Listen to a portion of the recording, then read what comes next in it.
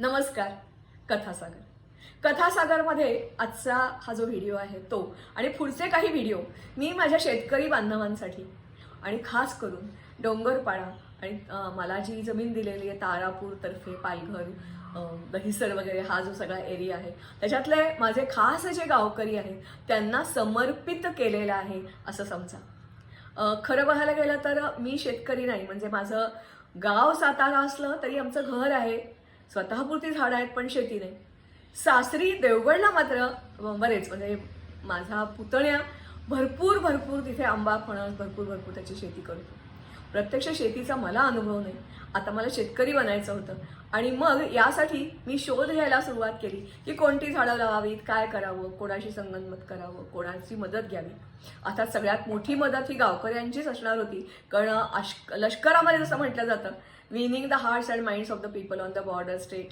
हे युद्ध जिंकण्या एवढंच सोपं नाही, कठीण असतं आणि महत्त्वाचं असतं. तसंच ज्या गावात मला राहायचंय त्या गावकऱ्यांच्या बरोबर मला राहायचंय आणि मग त्यांच्याकडूनही मला काही शिकायचंय आणि माझ्याकडे जे आहे ते त्यांच्यापर्यंत पोचवायचंय. मी जेव्हा जागेपर्यंत जाते ते 5 मार्गाने जाते, डोंगरपाड्याला पोचते. जाताना काही वेळेला बोईसरला उतरते, काही वेळेला वाणगावला उतरते, काही वेळेला पालघरला उतरते, जसं काम असेल तसं. माझं जे निरीक्षण होतं त्या ठिकाणी पक्षी त्या मनाने कमी आहेत. दुसरी गोष्ट अशी मला आढळली, अजून हा डेव्हलप झालेला नाही ना, नुकताच तयार झालेला असा हा जिल्हा आहे. अनेक लोकांनी जमिनी घेऊन ठेवली आहेत एकाच हेतूनी की याच्या किमती पुढे वाढतील, मला विकता येईल. मला विकायचा इरादा नाही, किंमत वाढेल अशी अपेक्षा नाही. माझी शेती म्हणजे शेतीचं करायची आहे. आणखीन एक मला जे आढळलं ते असं की या मार्गावरून जाताना चिंच दिसते भरपूर, बाबळीची झाडं दिसतात, ताडाची दिसतात, चिंदीची झाडं दिसतात.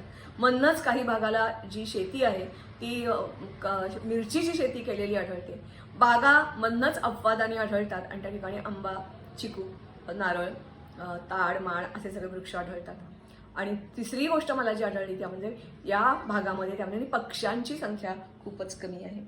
आणखीन मला एक आढळलं की जमिनीवर जेव्हा गेले तिथे अतिशय छान असं एक मोठं डबकं, म्हणजे डबकं तरी कसं म्हणू मी, म्हणजे आमची जेवढी काय म्हणूया माझ्या फ्लॅटच्या कितीतरी पट एवढं मोठं डबकं आणि अगदी डिसेंबर जानेवारीपर्यंत त्या ठिकाणी शेवाळं होतं, म्हणजे पाण्याचा थोडासा अंश होता, एवढं होतं. मी खूप खुश झाले होते. दुसरं माझं तिथलं निरीक्षण होतं ते असं होतं, लोक तर मला सांगत होते की 60 ते 70 फुटावर तुम्हाला पाणी लागेल. प्रत्यक्ष आता आपण बघूच या व्हिडिओमध्ये की प्रत्यक्ष मला थोडंसं खोल जावं लागलं आणि मग अशा वेळेला आणखीन माझ्या जागेवर कोणती झाडं आहेत त्याचं मी निरीक्षण केलं, कारण त्या इकॉलॉजीला डिस्टर्ब करायचं नाही.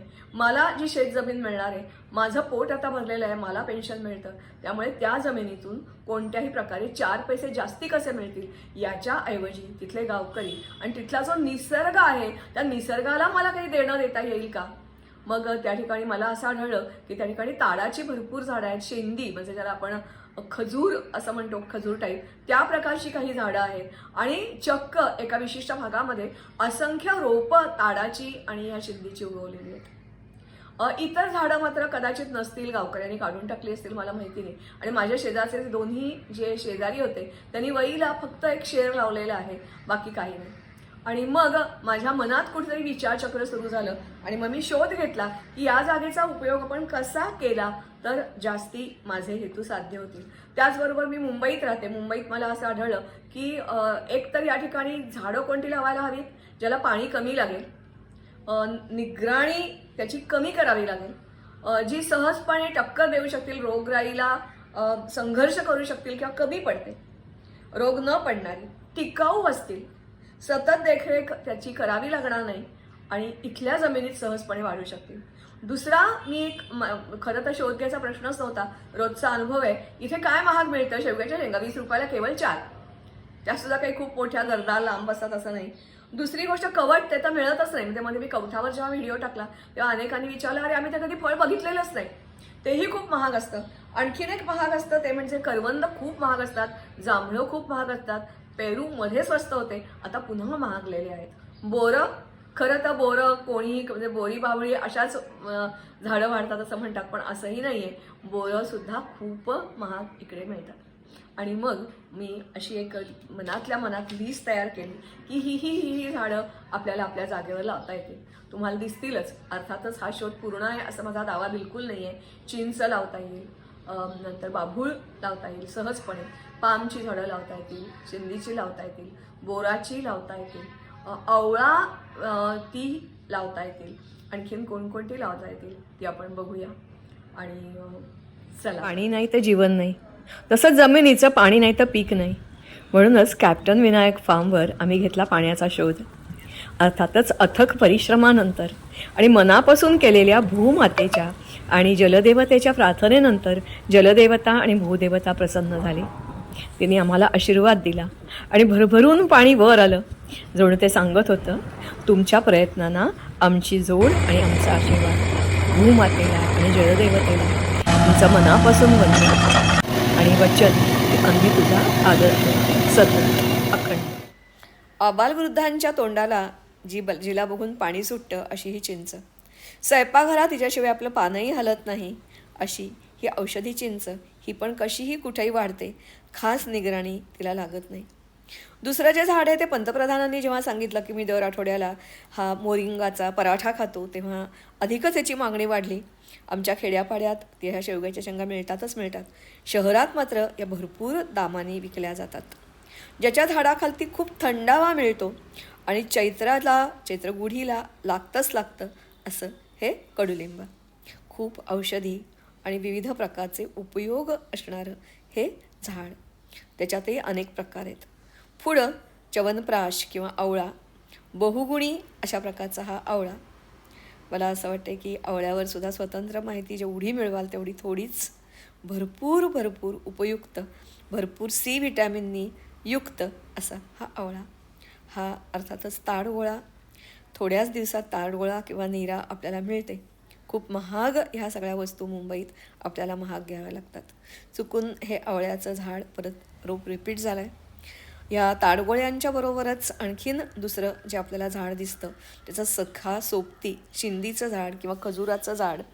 मला वाटते पूर्वी फक्त खारका वगैरे अशा स्वरूपात आपल्याला मिळायचं, ते अफगाणमधून आणलं जायचं. आता हे कोळे खजूरसुद्धा आपल्याला मिळतात आणि नुसते खायलाच वापरतो असं नाही, लोणचं बिणचं बरंच काय काय करता येतं. दुसरं आबालवृद्धांना सगळ्यांना आवडणारं हे बोर. वेगवेगळ्या प्रकारचं खट्ट मिठं मोठं त्याच्यावर कलमं केली जातात. वेगवेगळे नवीन प्रकार कृषी संशोधन केंद्राने आता डेव्हलप केलेले आहेत असं हे बोर. त्याच्यानंतर जिला खरं तर आपण टाळतो काटे आहेत म्हणून, पण अत्यंत उपयुक्त, तिच्यावर संपूर्ण वेगळा व्हिडिओ मी केलेला आहे. जरूर तुम्ही पुढे बघा. काटे आणि म्हणूनच फेनसाठी प्रामुख्याने वापरलं जायचं. पण डिंकाचे लाडू सगळ्यांना माहिती आहेत. विविध प्रकारचे उपयोग. याची फुलं तर फारच छान दिसतात, कधी पांढरी कधी पिवळी. आणि मुंबई पुण्यासारख्या ठिकाणी अपवादानीच विकत मिळणारं असं हे कवठाचं झाड. कवठ, त्याच्यापासून बर्फी, सरबत, जाम, जेली भरपूर काही करता येतं आणि खूप महाग विकत मिळतं. दुसरा अर्थातच परत ज्याच्याशिवाय आपलं स्वयंपाकघर किंवा रोजचं जेवण होत नाही ते हे लिंबू. साधं कागदी लिंबू किंवा इडलिंबू, दोन्ही प्रकारची आपल्याला लिंब लावता येतात. मला वाटते परत हे चुकून माझ्या हातून रिपीट झालेलं आहे.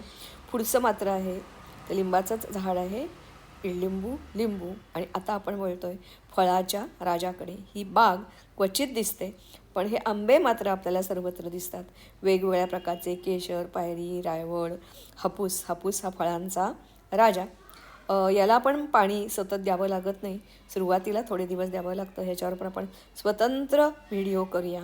अशी ही सगळी झाडं जी प्रास्ताविक आपल्याला करता येतील अशी. हे अर्थातच आहे इडलिंबू. हे पण मुंबईत फार क्वचित दिसतं, पण खूप उपयुक्त असं हे आहे. काय वाटतं तुम्हाला? मला असं वाटतं की शेतकरी तर ही झाडं लावतील, पण त्याच्यासाठी खूप मोठं अर्थशास्त्र तज्ज्ञ व्हायची गरज नाही आहे.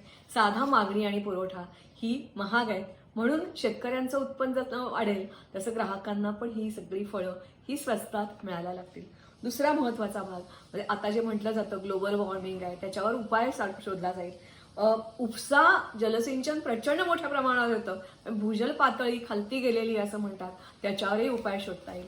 महाराष्ट्राच्या कित्येक भागात कमी पावसाचा भाग आहे, तिथे आपल्याला हे झाडं लावता येतील. शहरामध्ये सुद्धा आपण आपल्या इमारतीमध्ये जिकडे तिकडे जी झाडं लावतो, साधी झाडं लावतो, त्याच्यामधून फळं बिळं काही येतात असं बिलकुलच नाही.